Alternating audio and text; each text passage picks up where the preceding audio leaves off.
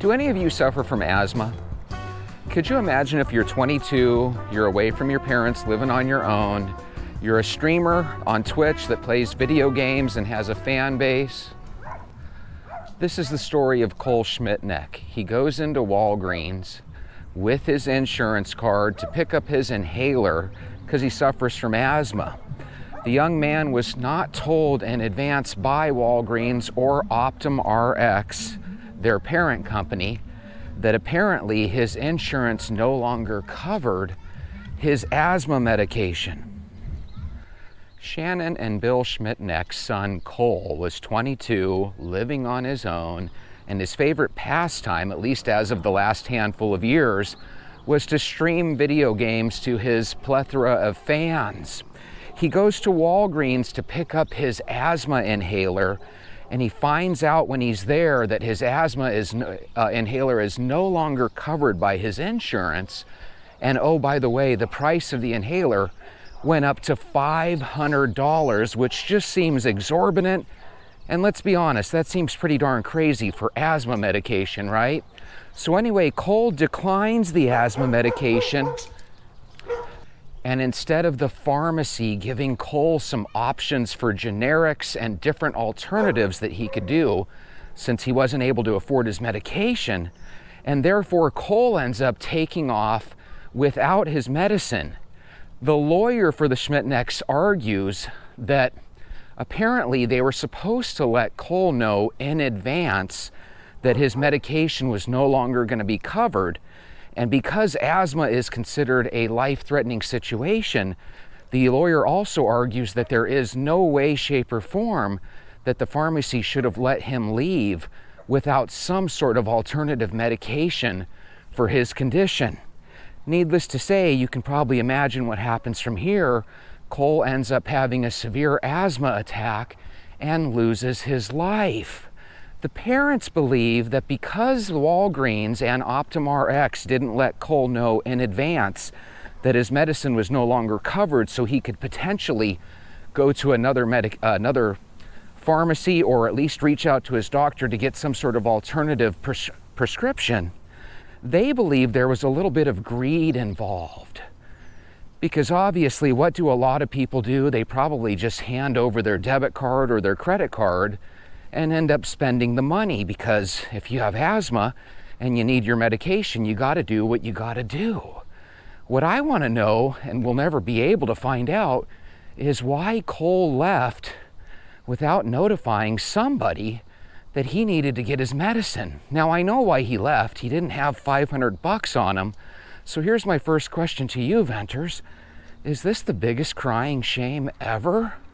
How sad is that? You're 22, and I know a lot of you guys are in my age group, mid-40s, mid-50s. 22 might as well be a baby. This is such a sad case of people here in America having to live like second and third world citizens who don't have access to health care, even though they have access to health care. It's just sky high in price. I hate to say it, but America is just not the same America that we grew up in. Maybe we have to come to the terms and grips of reality that maybe this country just is turning into a second-tier country. Not that we don't have wonderful things here and luxuries, but apparently it's only for the rich at this point. The average Joe just can't seem to make ends meet. And when you're starting to make decisions like leaving pharmacies without your life-saving medication, golly, that is a shame. And I bet you they're going to end up finding out that if they go into Cole's emails, I bet you they're going to find out that they did get a notification. That's the problem when you get 1 million texts and 1 million phone calls and 1 million emails all the time. It gets to the point where people like me, at least, don't even check my emails daily. Do I check them for work? Yes, because that's your work, right? You have to check those emails. But how many of us skip looking at our emails at least daily, right? So I have a feeling they probably did end up sending a notification, but the Schmidtnecks are pretty sure that they didn't. Now, If they didn't, and by law they're supposed to, then shame on Walgreens, you're getting sued, so you're probably gonna lose. But let's see what happens with that. They're seeking justice, claiming that the price jump itself caused Cole not to get his medications, which I would believe that that's obviously true.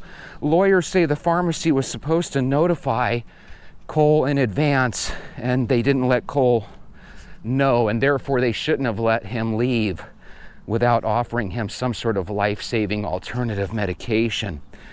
The parents of Cole wanted everyone to know that technically speaking, all pharmacies are different. So when dealing with your pharmacy, if a situation like this ever arises for you or a family member or a loved one, make sure you ask questions. I remember when I was younger, I would go years at a time, sometimes without health insurance, and I'm sure a couple of you guys have too.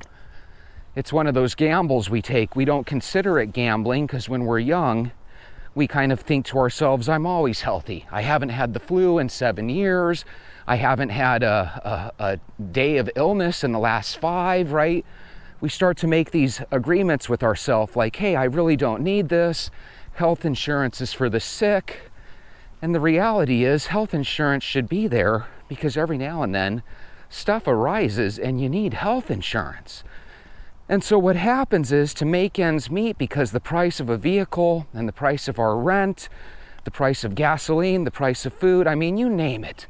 The price of everything is sky high. If you're making anything less than, let's say, $30 or $35 per hour based on a 40-hour week, it's not really possible to survive. Now, don't get me wrong, there's people out there making less that do find a way to survive, but I think we can all agree none of them are thriving. I don't know what to make of it. It doesn't look like things are ever going to get back to normal. That's why I bring up this next question to you. If things don't go back to normal and this is the new normal where no one can afford anything, then how is that any different than a second or third world country anyway? I think we're doomed, and I don't think things are going to get better. I think things are on track and pace to get worse. Since things aren't going to get better, and since we obviously want to live a long time and be as healthy as we can, that's why I walk, and I'm assuming that's why a lot of you guys walk as well. These stories really do irritate me. I love America. I love growing up here in Arizona where I live, but it's just kind of sad. We're getting to a point where each and every day more and more people are starting to become, broke. What else can you say? Just yesterday I was telling you guys how saving $1,000 can really save your life. Well, I don't know if Cole had a lot of money and just couldn't bear the idea of spending $500, or maybe he absolutely had zero money and maybe $1,000 would have helped him. But after hearing this story, I don't think $1,000 is enough. I think it's a start, save up $1,000, but it sounds to me like if you don't have at least 10 or 15 grand saved up, you're always going to be in danger of falling off a cliff in this country. And again, if our streets are paved with gold and honey, or whatever the heck that old saying used to be, I don't see it. I really don't. No wonder people choose not to work and take advantage of government benefits. Because with your government benefits, you have somebody that's going to help you with food, help you with your rent, and perhaps the most important, help you with your health care. This is kind of scary. If you would have seen the look of the parents in Cole, they look like middle-class people that should have been able to afford their medication. It leads me to believe that there's probably a lot of people in Cole's boat. When I was 22, to be honest with you, just like Cole, I probably didn't have $500 or $600 just ready to give for medication either. What I'm wondering is if it's one of those things where, sometimes you have the price of something and you're used to paying $5 or $10 for a copay, and all of a sudden it's $500. I'm just wondering if he just couldn't stomach the idea of paying for his medication. Salmo says fluticasone asthma preventer, or fluticasone asthma preventer, costs about $25 in Australia, which is about $16 in the US. Even less with PBS or benefits. I'm assuming PBS is some sort of beneficial discount or something. Ventolin puffer is about $11. The US health system is a scandal. You know, when other countries hear about Americans perishing because they couldn't afford their medicine, it must just really blow their mind. If I lived in another country, I would just naturally assume that the reason everybody and their mom wants to come to America is because they have the best health care. Well, who cares if we have the best health care if no one can afford it?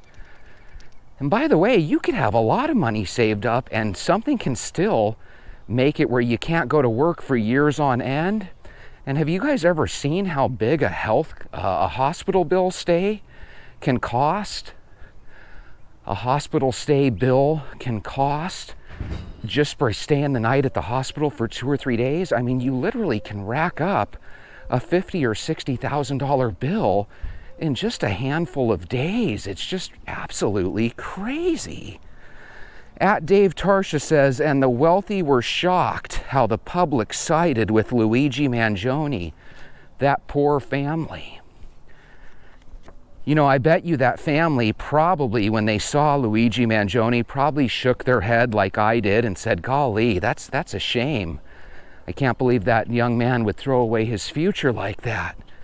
But then all of a sudden, imagine being in their shoes and your son Cole loses his life at the age of 22, when other than asthma, he seemed perfectly healthy, right?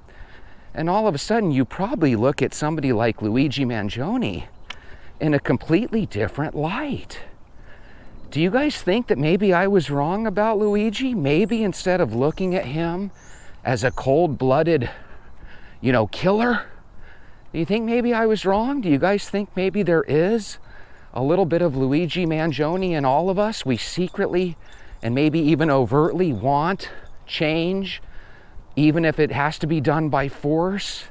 This just seems crazy. Millionaires and billionaires seem to get more and more money and richer, while the rest of us seem to be treading water or even falling off cliffs every single day. How long can that happen before the people literally won't take anymore? Before they say, that's enough, collectively? Maybe we are at that point now. At the Tishy 44 says, $500 is crazy.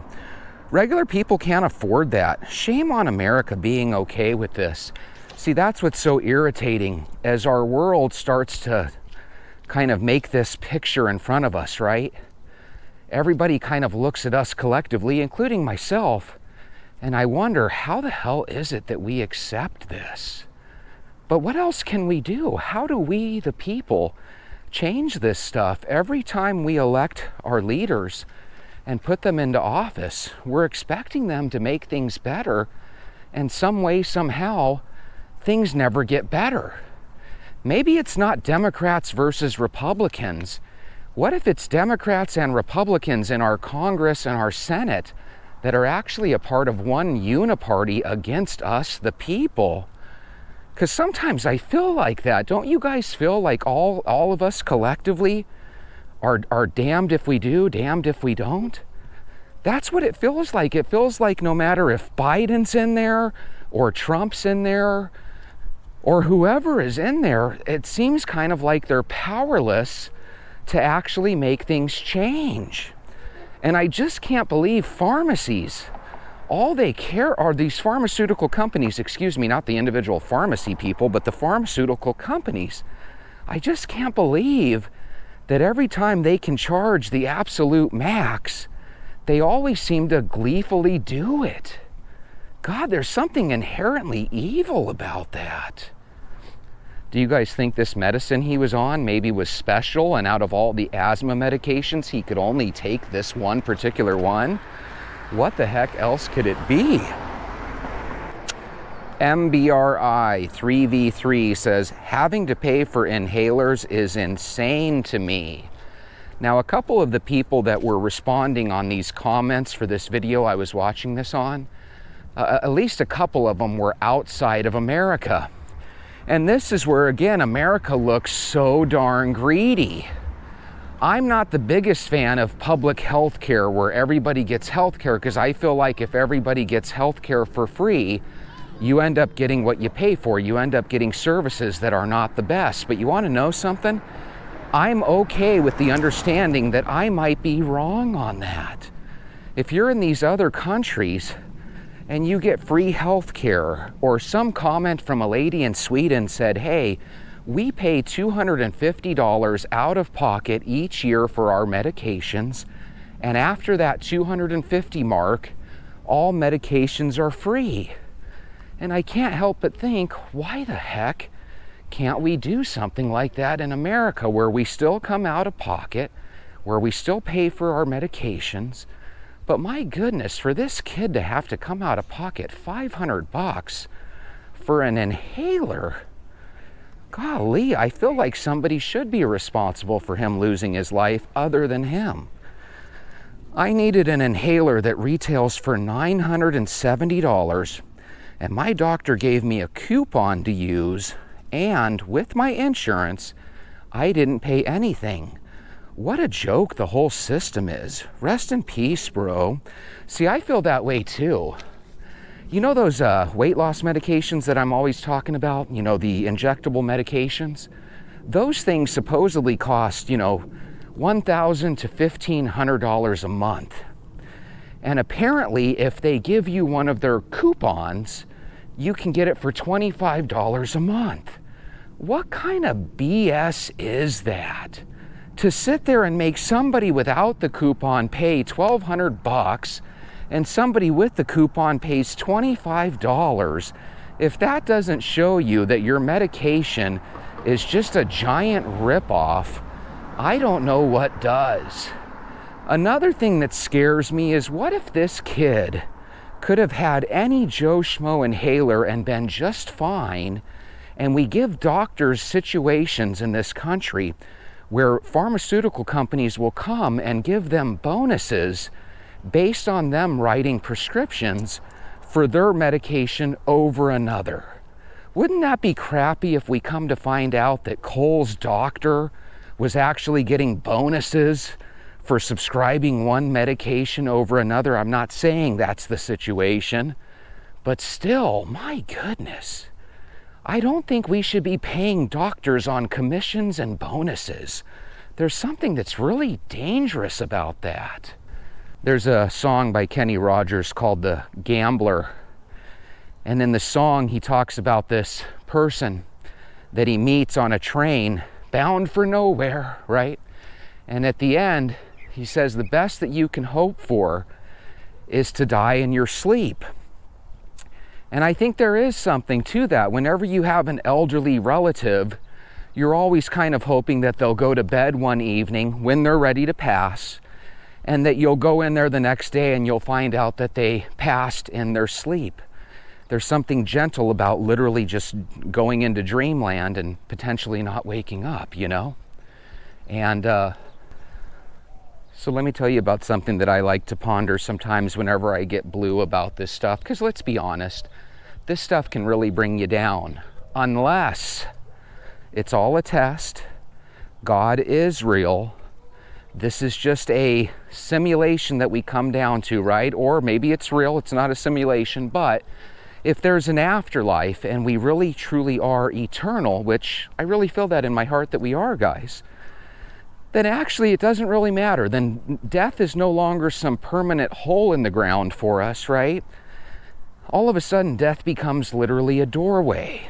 When you're done with this world, you open a door and you see the light of the next world. If that is true, I find that fascinating. Another thing I find fascinating is occasionally I'll watch a video where a scientist or an expert, if you will say that they have ways of compressing 1 or 2 or 3 seconds into what feels like a lifetime. Why do I say that? Well, what if that light that you see at the end of the tunnel when you're passing away, what if that does extend into what feels like a complete other lifetime? So even just those 2 or 3 seconds where you're literally losing your life, what if it ends up equating to like a whole 200 or 300 years worth of lives in another world? I know that sounds weird and bizarre, and I probably said it wrong, but I think that would be kind of neat, wouldn't it? What if all of us are actually passed away currently, and this is just the flash of our life going before us, right before our eyes, right?